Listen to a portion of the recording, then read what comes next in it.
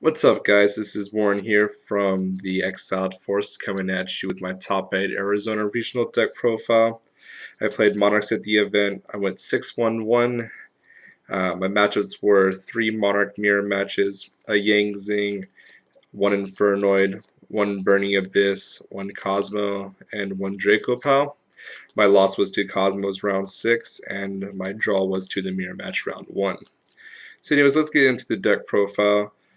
Starting off standard, we played the three Ether, the three Erebus. These are the bread and butter of the deck. Very, very good. Obviously, they get your plays going. These are the resource cards of the deck.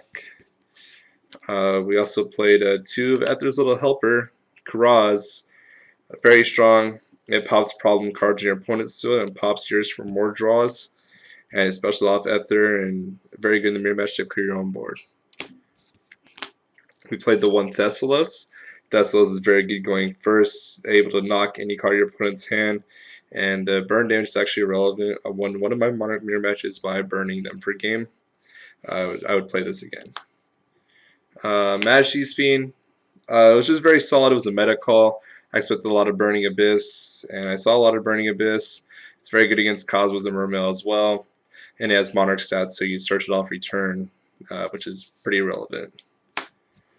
That's it for the tribute monsters. Onto the tribute fodder. Play the two ratio of Adia and Ether or Adia and Ados.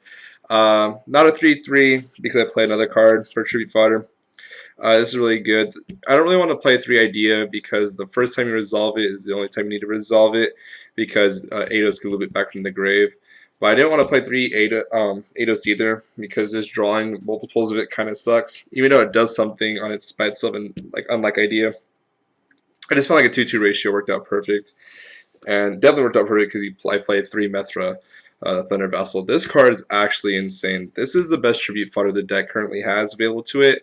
It pretty much does what Idea and Ados do post turn 1, but on turn 1, giving you 2 tribute stones in a turn, coupled with return of the Monarchs. It's very, very good, and it facilitates a lot of plays. And giving your opponent a token is really good against Burning Abyss. Very strong card. I recommend that everybody plays 3 Methra, the Thunder Vassal. Onto the spells, played the very standard 3 Stormforth, 3 Domain, 3 Pantheism, 3 Return, and 3 Tenacity. Very standard. Most people only play 2 or 1 Return. However, getting a guaranteed Pantheism search for the card and just seeing it turned 1 with Methra is very, very strong. And I think 3 is definitely the right number. We also played 3 Upstart Goblin. It's very strong. I mean, obviously, it's just a consistency card.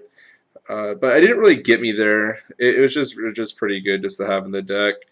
Post ban list, I'd probably play like another attack card in the deck, maybe a main deck Vanity's Fiends, or play like Twin Twister or Maxi in the main deck. I'm not too sure, but it's not the end of the world. It's not even completely necessary. I also played the 1 Frost Blast of the Monarchs.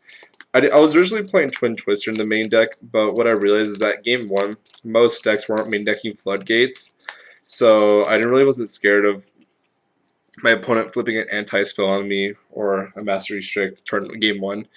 But I wanted something to pop back row because people were playing Solemn Strikes and Warnings.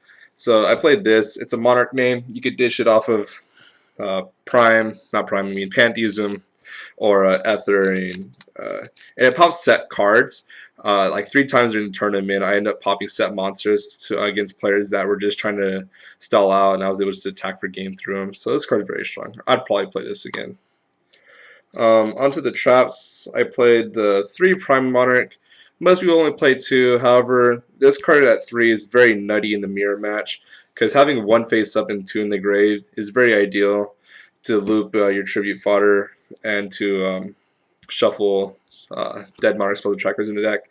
And it's also very good going turn 1, simply because you just want to see this card for Pantheism discard fodder because it's instant tribute fodder. And but I usually side 1 out if I'm not playing against the mirror match. And then hands down the MVP of the whole entire deck, Escalation of the Monarchs. This with Method in return creates like just nutty scenarios where you just knock 3 cards to your opponent's hand when they're going going first, so I mean second, because you just summon Mithra, summon Erebus, search Thessalos, knock a card out of their hand, tribute summon for Thessalos, knock another card out of their hand, and then flip Escalation and summon another Erebus, and that's 3 cards of their hand. This plus return just makes it impossible for you to lose, because it gives you disruption on your turn and their turn, and that's very awesome for a stun deck like Monarchs. It's a 40 card main deck. Onto this side, play triple Twin Twister. Cards is really good going in second, because the only card in the whole entire game that Monarchs kind of just lose to is Master Restrict. So I'd rather overside on those MSTs than risk losing to Master Restrict, simply because it's the only card you lose to. 3 max C to get to the Twin Twister. It's very good in the whole entire meta. It's good against everything going second, because it pretty much tells your opponent to stop playing and let you play, or you play enough to where you see the outs of their cards and you just make them not play. Played 2 Breakthrough Skill. This card's the best card in the mirror. It stops your opponent's ideas and Adoses when they go first, and it stops your opponent's Ethers when they try to choose one your turn to clear them board with the Karaz play. The card is very, very, very strong. I recommend playing that. 2 Solemn Scolding. This card was kind of meh. I sighted in, saw it once. It was okay. I probably wouldn't play this. I might play Vanity's Fiends instead of these next format. 2 Battle Fade, I had to give him back. I was just borrowing from the tournament.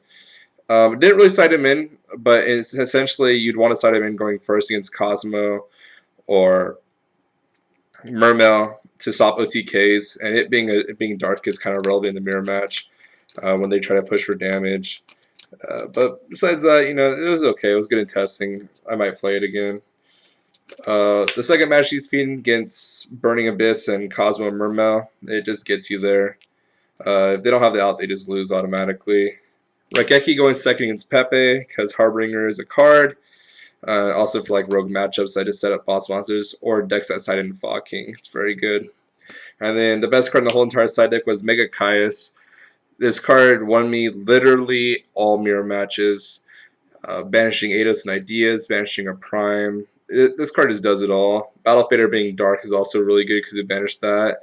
This card good against Burning Abyss. I might actually main deck this going forward. But yeah, that's the deck profile. Shout outs to Louis Benitez and Noah Raskin for letting me bounce deck ideas off of them. They're pretty chill about me talking theory with them. Shout outs to the Spectre Squad. You guys know who you are. Michael Schmidt, Brian Mole, Kyle Mole, Billy Rockamani, and Gage Roach. Big shout outs to Gage Roach for being the homie and winning the event with Cosmos. First event playing Cosmos. Yeah, it's good, dude. And yeah, man. That's my profile, and pieces.